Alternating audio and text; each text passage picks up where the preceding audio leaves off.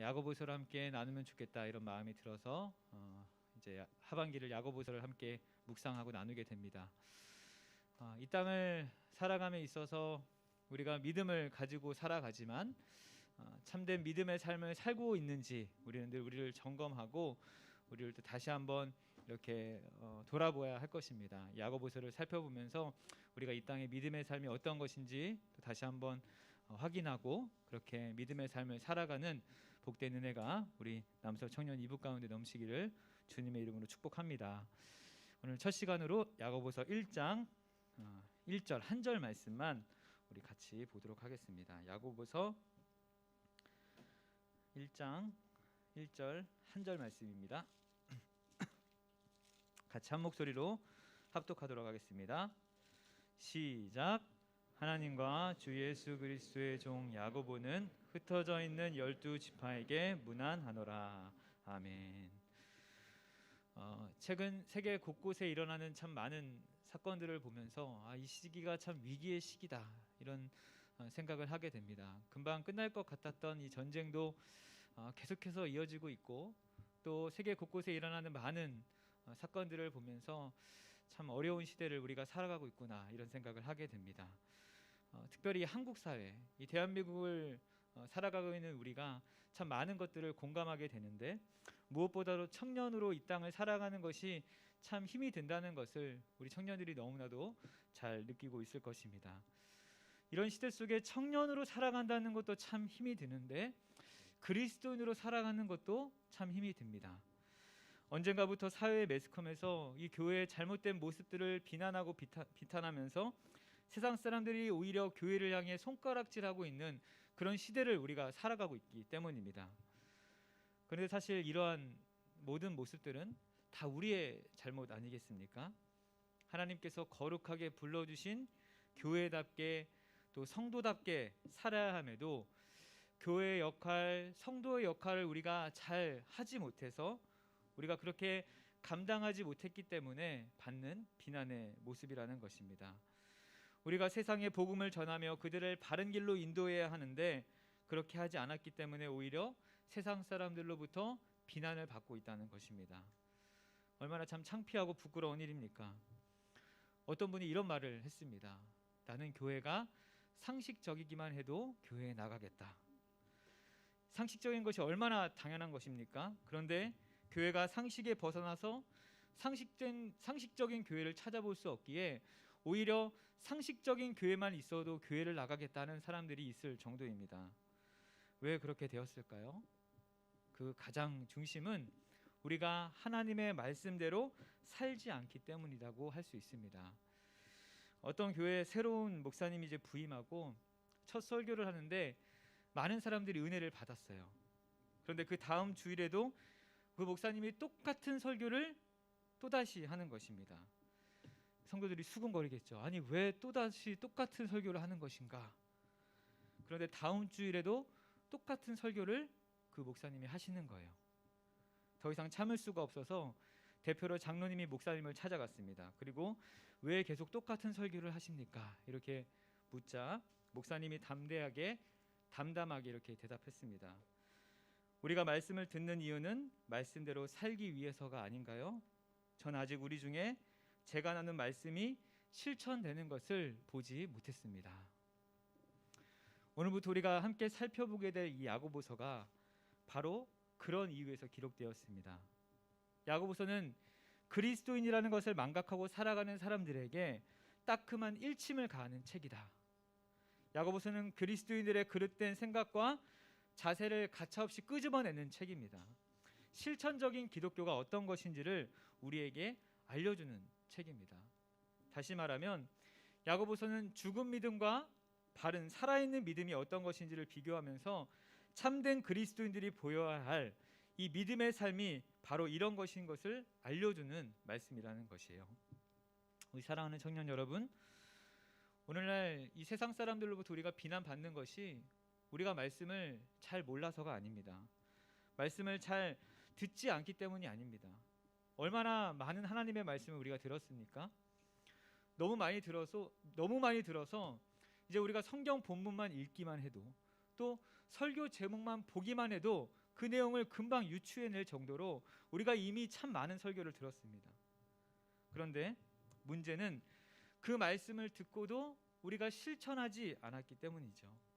말씀을 듣기는 듣는데 들을 때만 잠깐 깨닫고 각자의 삶 속에서는 그 말씀을 지키려고 하지 않는, 전혀 노력하지 않는 것이 우리의 모습입니다.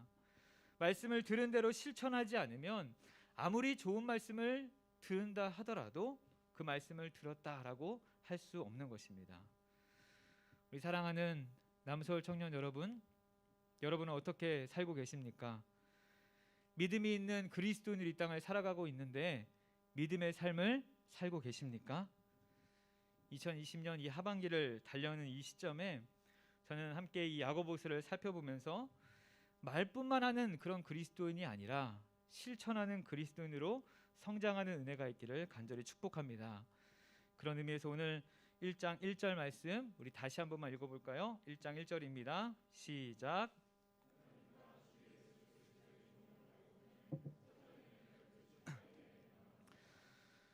오늘 우리가 읽은 이 성경 구절 1장 1절에서 이 야고보서가 누가 썼는지를 이제 명확하게 우리가 알 수가 있겠죠. 바로 야고보입니다.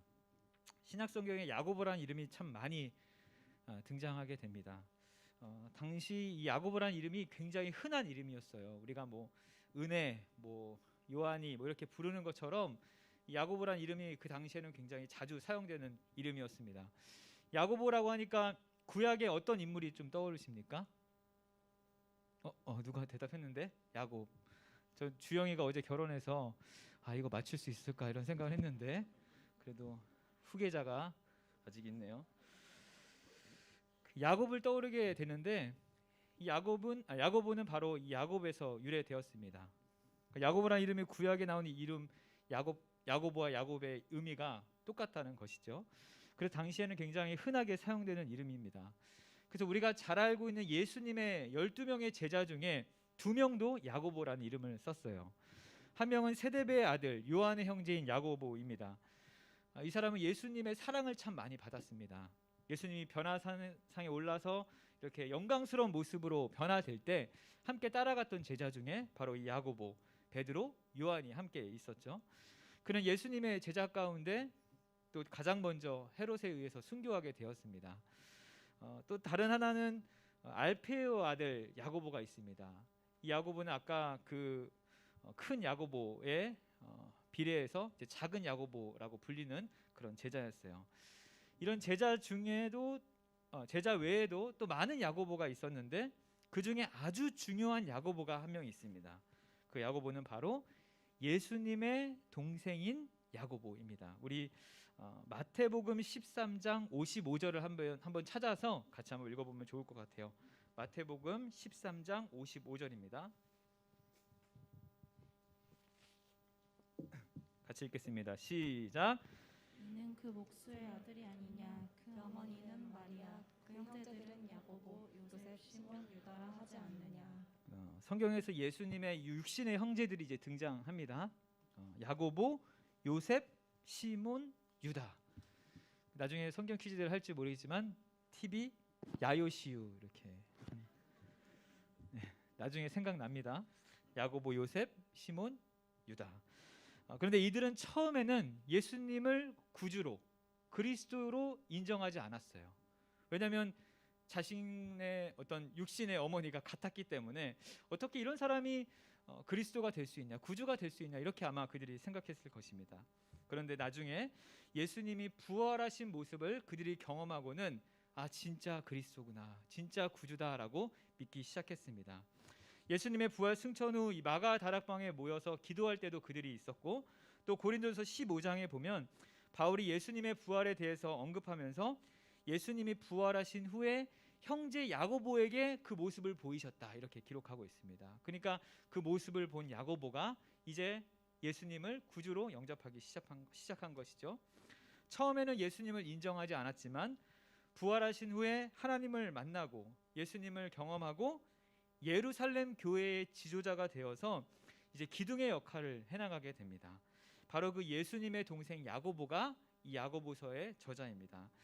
그래서 우리 아까 우리 한규가 조금 실수한 거는 야고보는 사도 야고보라고 이야기하지는 않습니다. 형제 예수님의 제자가 아니라 예수님의 동생 야고보였기 때문이죠. 그런데 야고보가 자기를 지금 누구라고 지금 소개하고 있습니까? 하나님과 주 예수 그리스도의 종 야고보, 이렇게 이야기하는 것입니다. 자신을 하나님과 주 예수 그리스도의 종이라고 부르는 거예요. 자신을 하나님의 동생, 아니 예수님의 동생이라고 하지 않고 종이다, 나는 종입니다, 이렇게 자신을 낮춰서 기록하고 있다는 것입니다. 아까도 이야기했지만 당시 야고보가요, 예루살렘의 대지도자였습니다.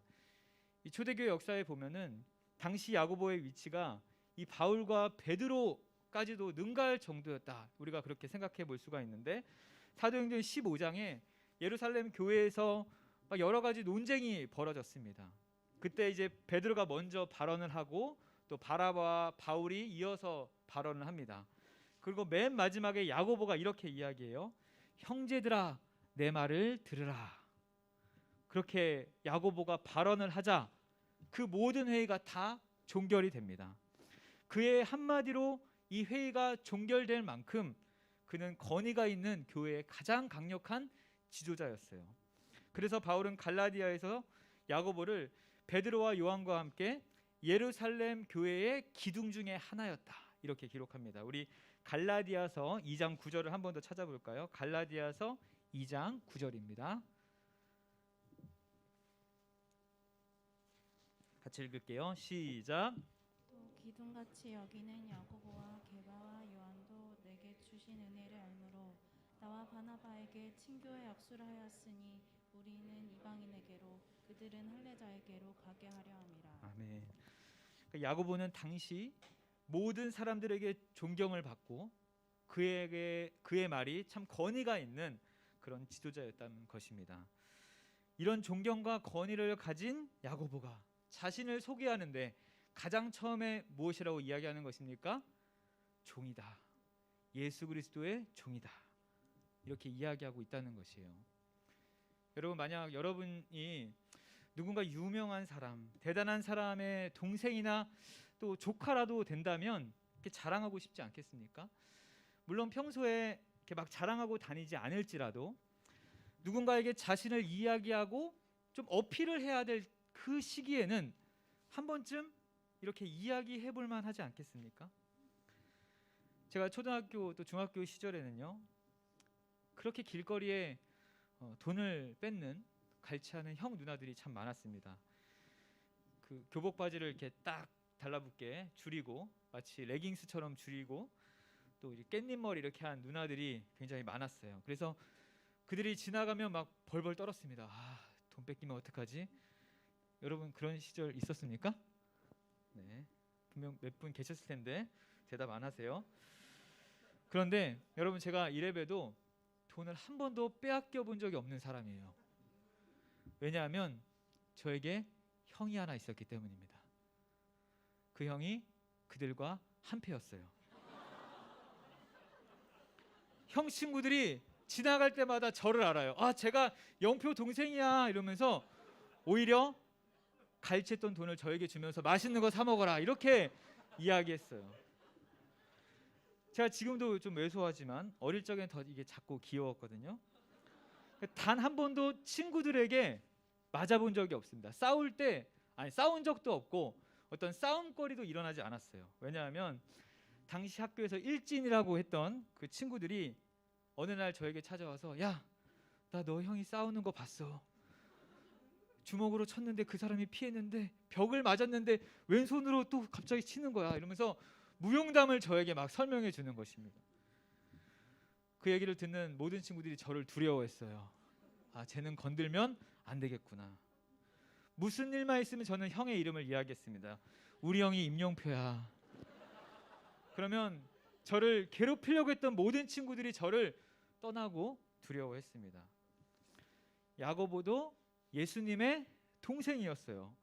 뭔가 이야기할 때 온 세상을 창조하시고 구원하신 예수님의 동생이다, 이렇게 이야기하면 더 권위가 있고 더 능력이 있고 더 확실할 텐데, 그는 예수님의 동생이라고 하지 않고 종이다 이렇게 표현하고 있다는 것입니다. 여러분 당시 종은요 노예였어요. 노예는 인간이기보다는 생산의 수단이었습니다.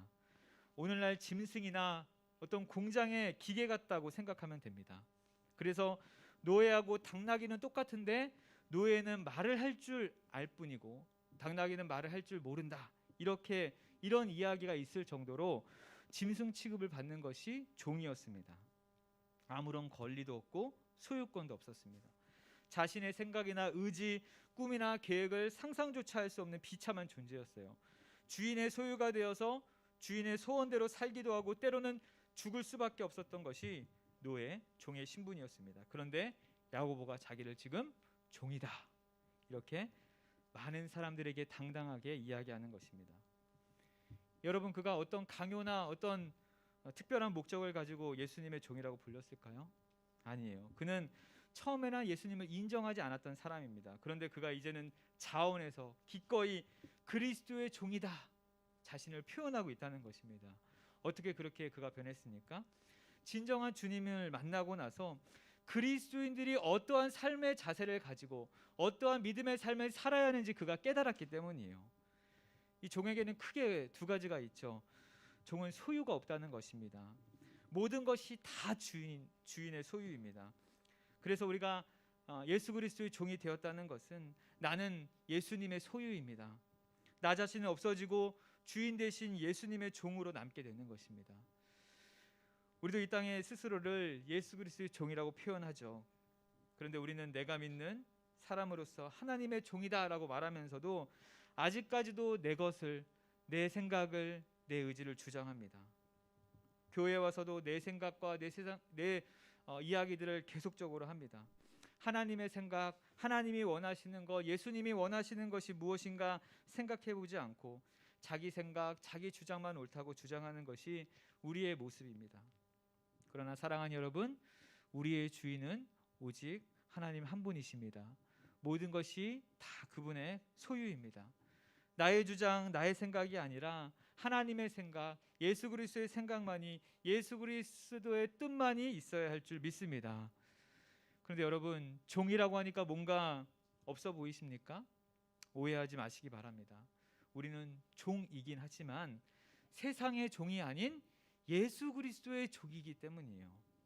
예수 그리스도의 종은 세상의 종의 모습과 비교할 수 없습니다. 비록 우리는 이 땅에 아무 소유가 없는 존재일지라도 우리는 하나님의 소유이기 때문에 모든 것을 가진 자가 되는 것이에요. 하나님은 우리를 종으로 불러주셔서 우리의 모든 것을 채워주십니다. 비록 우리는 이 땅에 아무 소유가 없을지라도 하나님께서 우리를 종으로 불러주셔서 우리에게 가장 선한 길로 가장 합당한 것을 우리에게 채워주신다는 것입니다. 아무것도 없는 자 같으나 모든 것을 가진 자가 되는 것입니다. 종은 두 번째로 자유가 없죠. 종은 주인이 하라는 대로 하면 됩니다. 자기의 생각과 행동이 개입될 수가 없습니다. 그런데 이상하는 것은요, 그리스도의 종이 되면 참 자유가 있습니다. 우리가 예수님을 믿으면 참 구속받는 것이 많다고 생각합니다. 뭐 주일날 어디 놀러 갈 수도 없고 또 술 담배도 하지 못하고 그렇죠? 네. 그런데 예수님 안에 있을 때 우리는 참 자유를 누리게 됩니다. 저희 집에 거북이 2마리가 있는데요. 한 마리 이름은 첫째 찬이가 키우는 먹보입니다. 참 먹는 거 안 좋은 애가 자기가 키우는 거북이 이름을 먹보라고 지었어요. 한 마리 이름은 둘째 송아가 키우는 예쁜이. 왜 웃죠? 네, 예뻐요. 사실 귀엽다고 하는 게 맞는데 아무튼 그 거북이 2마리 다 아이들이 키운다고 하지만 사실 제가 키우는 거나 다름이 없습니다. 왜냐하면 매주일 물을 제가 갈아주기 때문이에요. 제가 무거운 이 어항을 들고 화장실에 가서 이제 물을 부으면서 이제 거북이를 옮기고 이제 물을 갈아주는데 사실 거북이만 있으면 물 가는 것이 그렇게 어렵지 않습니다. 그런데 그 안에 물고기가 같이 살아요. 그래서 몰랐어요? 그 물고기를 건지는 것이 그렇게 귀찮습니다. 얘가 나는 이 잡아먹을 의도도 전혀 없는데 자꾸만 도망가는 거예요. 깨끗한 물로 옮겨주려는 저의 선한 의도를 모르고 자꾸만 이 도망가는 물고기를 보면서 저는 저의 모습을 발견하게 됩니다. 마치 물고기가 물고기 안에 있으면 답답한 것 같아도 그 안에 있어야만 살 수 있고 자유한 것처럼 우리도 하나님 안에 있어야만 살 수 있고 참 자유를 느끼게 된다는 것입니다. 오늘날 많은 사람들이요, 정말 참 자유를 잃어버린 것은 우리를 자유케 하시는 그 하나님으로부터 자유해 버렸기 때문이에요. 진짜 자유를 누릴 수 있도록 인도해 주시는 그 하나님에게 속하지 않고 그분께 자유했기 때문에 우리가 정말 참 자유를 잃어버린 것입니다. 사랑하는 여러분, 우리는 하나님과 예수 그리스도의 종의 삶을 살아야 할 줄 믿습니다. 그냥 말로만 종이 아니라 철저한 행동을 보이는 종이 되어야 한다는 것이에요. 이 말은 예수 믿지 않는 사람들과 달라도 무엇인가 좀 달라야 하는 그런 삶을 우리가 살아내야 한다는 것입니다. 세상 사람들이 우리를 보며 손가락질하고 욕하는 이유는요, 우리가 뭔가 그들보다 크게 잘못해서가 아니었어요. 그들과 다를 것이 없기 때문입니다. 어두운 세상보다 더 어두워서가 아니라 똑같이 어둡기 때문이에요.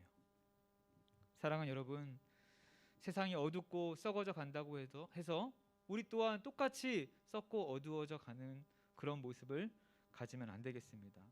야고보가 자기 자신을 하나님의 종이다, 예수 그리스도의 종이다 이렇게 철저하게 고백하면서 낮고 낮은 예수 그리스도의 종의 모습을 살아야 한다, 우리에게 권면해 주고 있는 것입니다.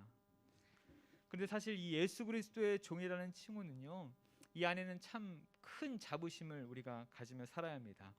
왜냐하면 구약의 대부분 위대한 인물들이 다 자신을 하나님의 종이다 이렇게 고백했기 때문이죠. 나는 하나님의 종입니다 이렇게 고백한 인물들이 모두 다 하나님께 귀하게 쓰임 받았다는 것을 우리가 경험하게 됩니다. 그래서 야고보도 자신을 자신 있게 종이다 이렇게 부를 수 있었습니다. 사랑하는 여러분, 우리도 야고보서의 저자처럼 모두 하나님과 예수 그리스도의 종으로 부름받은 사람들입니다. 그래서 우리도 복종과 겸손과 충성을 전제로 살아가야 하는 거예요. 하지만 신구약의 인물들처럼 우리도 세상의 종이 아닌 예수 그리스도의 종이라는 자부심을 가지고 이 믿음의 삶을 살아가야 한다는 것입니다. 우리를 그리스도의 종으로 불러주심에 감사하며 살아가야 한다는 것이에요. 세상의 종이 아닌, 그렇게 비참하고 참 불쌍한 그런 노예의 모습이 아닌, 모든 세상을 창조하시고 아름답게 다스리시고 구원하시는 예수 그리스도의 종이 된 것에 감사하며 살아가는 저와 여러분 되기를 바랍니다. 오늘 본문에서 야고보는요, 자신을 예수 그리스도의 종이다 이렇게 표현하면서 흩어져 있는 12지파에게 문안한다 이렇게 기록합니다.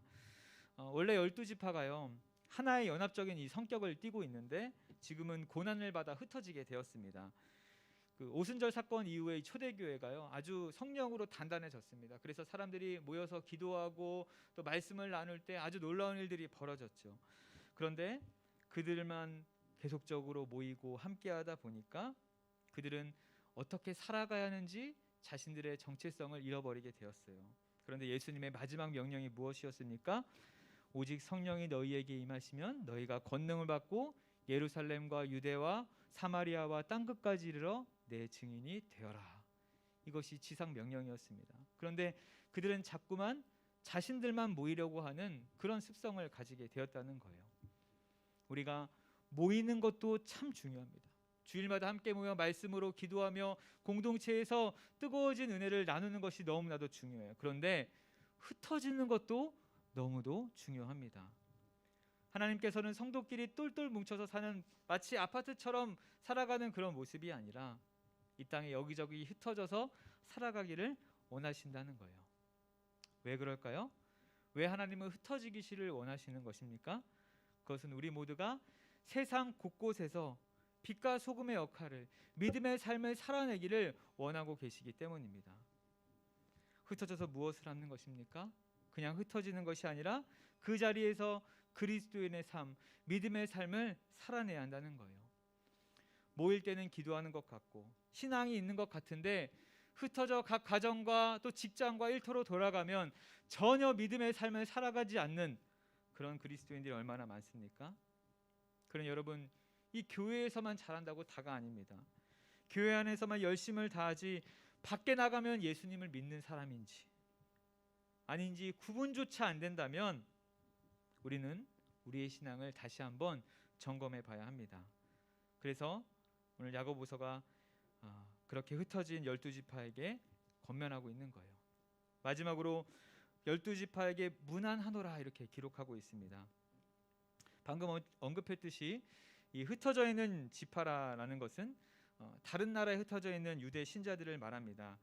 야고보는 그냥 단지 한 교회를 위한 어떤 편지가 아니라 온 지역에 펴져 있는 그 그리스도인들에게 보낸 편지였습니다. 문안하다라는 것은 교제하다 또 인사하다라는 뜻이죠. 일주일 동안 세상에 흩어져 살다가 이 주일에 교회에 모여서 함께 인사하고 교제하는 그런 모습입니다. 그러니까 야고보는 이 당시에 많은 고난을 받고 어려움을 겪고 있는 유대인들이 여기저기 흩어져 살았는데 이들이 혼자가 아니라 기대해주고 함께 동역하는 많은 이들이 있다는 것을 알려주고 있다는 것이에요. 지금 이 편지를 읽을 이들이 고난을 당해 흩어집니다. 그런데 흩어진 곳에서 또 많은 고생을 하고 있습니다. 야고보서는요, 이런 고난을 당한 백성들에게, 그리스도인들에게 사랑의 관심을 보여주고 있다는 것이에요. 무난하다. 이것은 바로 서로 사랑해야 한다는 것을 우리에게 알려주고 있다는 것입니다. 여러분, 교회 안에서 이 하나님과의 이 수직적인 관계도 너무나도 중요하지만 성도 간의 수평적인 관계도 너무나도 중요합니다. 교회 공동체는요, 서로 사랑하는 그런 공동체가 되어야 하는 거예요. 오늘 야고보서도 처음 시작에 고난당하는 그 성도들을 먼저 위로하고 그렇게 사랑을 전하며 이 편지를 써 내려가고 있습니다. 우리 사랑하는 여러분, 여러분은 옆에 있는 지체들을 향한 사랑이 있습니까? 그냥 나 혼자 그냥 잘 신앙생활을 하는 것으로 만족하고 있지는 않습니까? 신앙인의 삶은요, 믿음의 삶은 절대로 혼자 신앙생활하는 것이 아닙니다. 우리 사랑하는 여러분, 이 시대 속에 청년으로 살아가는 것 참 힘이 듭니다. 더불어 그리스도인으로 산다는 것도 너무나도 힘이 들어요. 그런데 이럴 때일수록 서로를 격려하고 서로를 위로하고 사랑하는 공동체로 살아가야 할 줄 믿습니다. 우리를 한 공동체에 불러주신 것은 오늘 야고보가 12지파에게 문안한 것처럼 각자의 자리로 흩어져서 많은 고난을 받고 힘이 들고 힘든 시간을 보내게 되지만 그럼에도 함께 모여서 위로하고 격려함으로 믿음의 삶을 지속적으로 살아가도록 권면하고 있는 것이죠. 우리 사랑하는 남서울 청년 공동체가 이곳에 함께 모여서 예배하고 또 각자의 자리에서 열심히 믿음의 삶을 살아가고 다시 모였을 때 서로를 문안하고 사랑함으로 아름다운 믿음의 삶을 끝까지 살아내는 저와 여러분 되시기를 우리 구주 예수 그리스도 이름으로 축원합니다. 우리 이 시간 같이 한번 찬양하고 기도할까요?